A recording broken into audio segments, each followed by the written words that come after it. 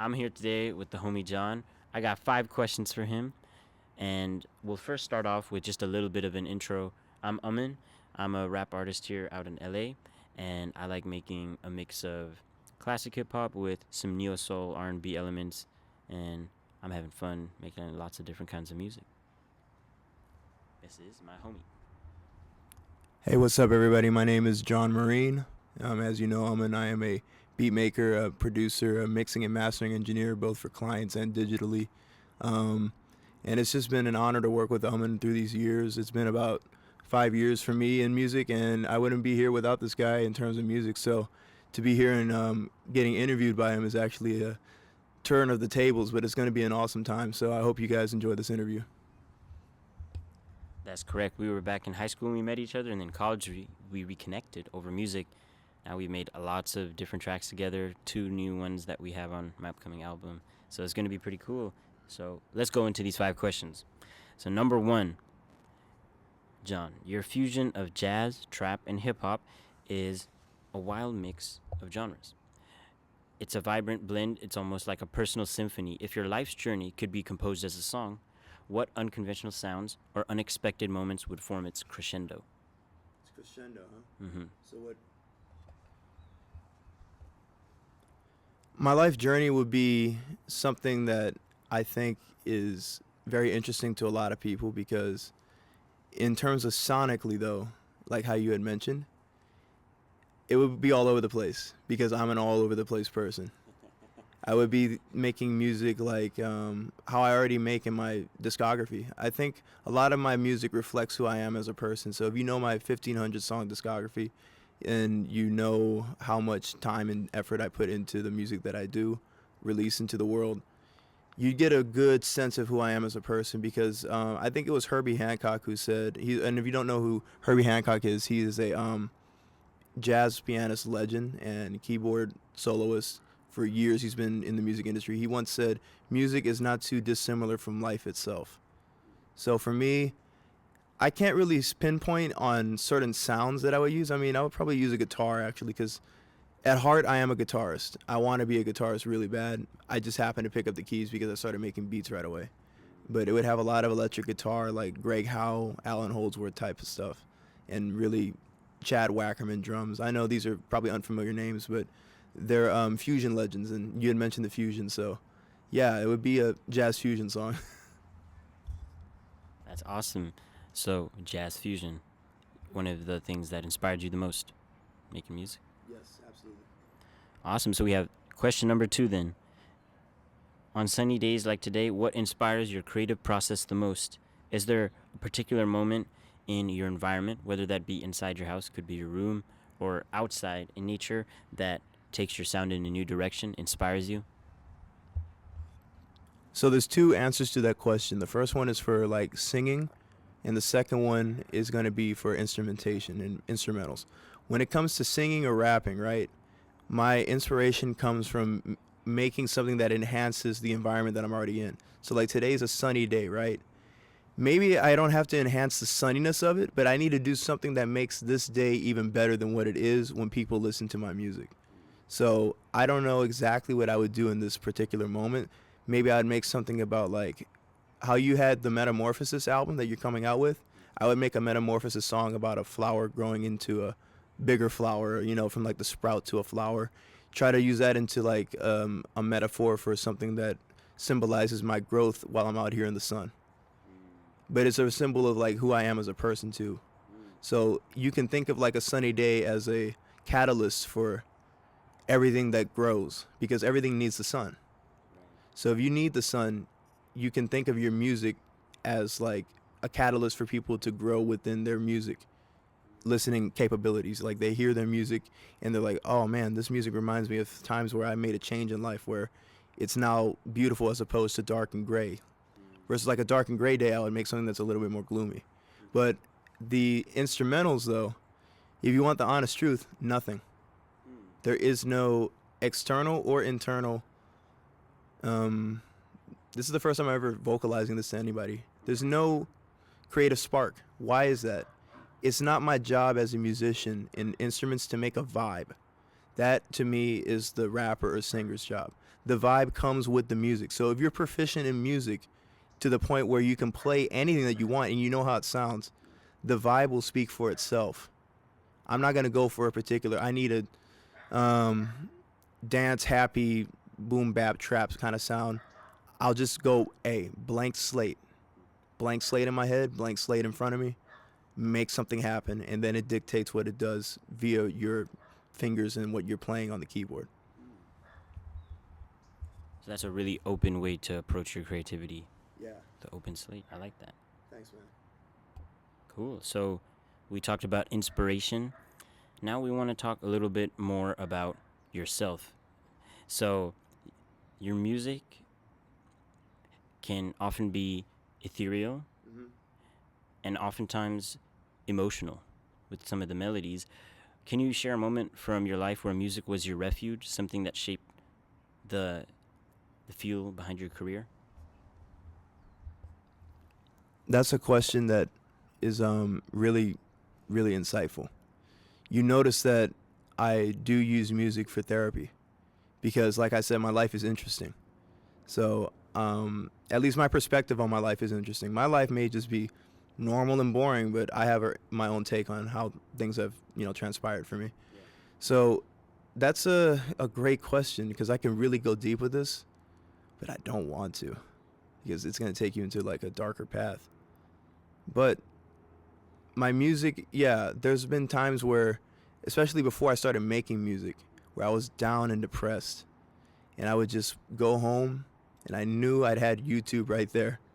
I had YouTube to save my ass from like real depression. So I would go in there, listen to like my favorite rock artists, my favorite rap artists, my favorite jazz songs, my favorite funk songs, R&B, soul, all this stuff that I listen to. I would go into there and just lose myself, get lost in the music. So sometimes people, they tell me my music sounds like space, sounds like they're in space. Well, my favorite album from Jean-Luc Ponty was Cosmic Messenger, which is a space journey album pretty much, but that's not what I'm trying to say here. It's just a little anecdote. What I'm trying to say here is that's because I lose myself in the music. You're in a different world when you're listening to music with me, because I am in a different world when I listen to music.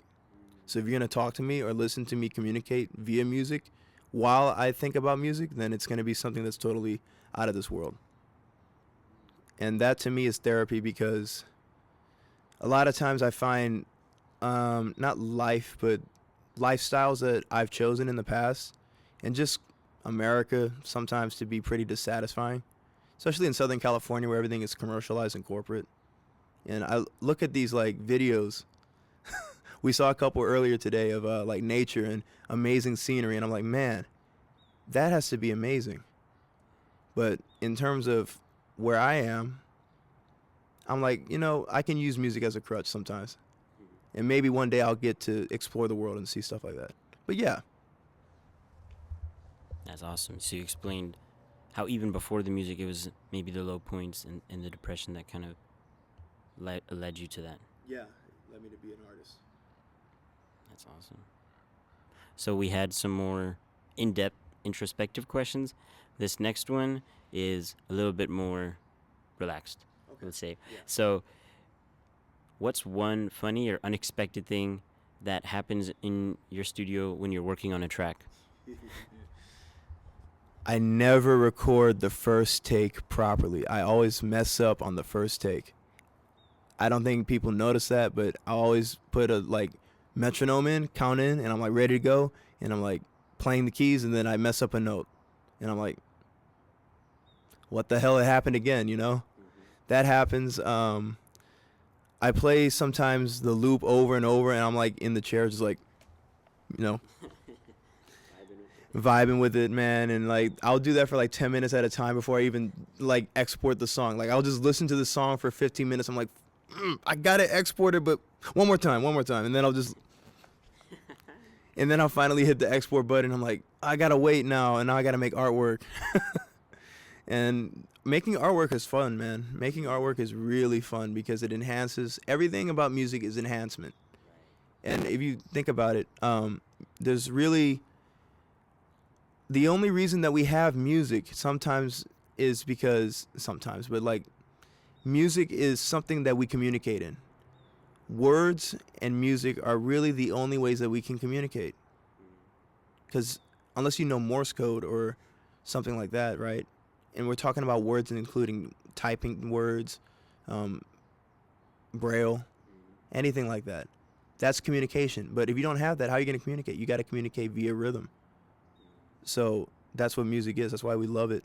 If you make music, you're communicating. Now, I make music that enhances things. Some people make music to talk about other things, and it can be more dystopian or sad, whatever it is. I make music to enhance the environment, whether it be good, bad, ugly. It's got to make a change in whatever kind of listening environment you're in, and you will change too when you listen to the music that I make. I love that response. That's awesome. So, we talked a little bit about what regularly happens in the studio when you're working on tracks. If there was one secret sound or instrument you could use in your next fusion project that no one would expect, what would it be, and how do you envision integrating it? That's a great question again, man. It's so deep, my arsenal of sounds. I have like 12 or 15 in between there. Amount of VST plugins, virtual synthesizers pretty much. And they all have like maybe 10,000 sounds in them. It's crazy. I just bought Arturia Pigments, and I don't work for Arturia or whatever their parent company is, but that is a cool VST, man. I might come out with something in there because I like to make new sounds. I like to use new sounds and play them to their maximum capability. So like what sounds good on a piano might not sound good on a brass instrument. Or it will sound good, but it's like I'd rather hear that on a piano, depending on how you play it and how you voice it. Because everything has its own character. So you play the character of the instrument. You don't play the instrument.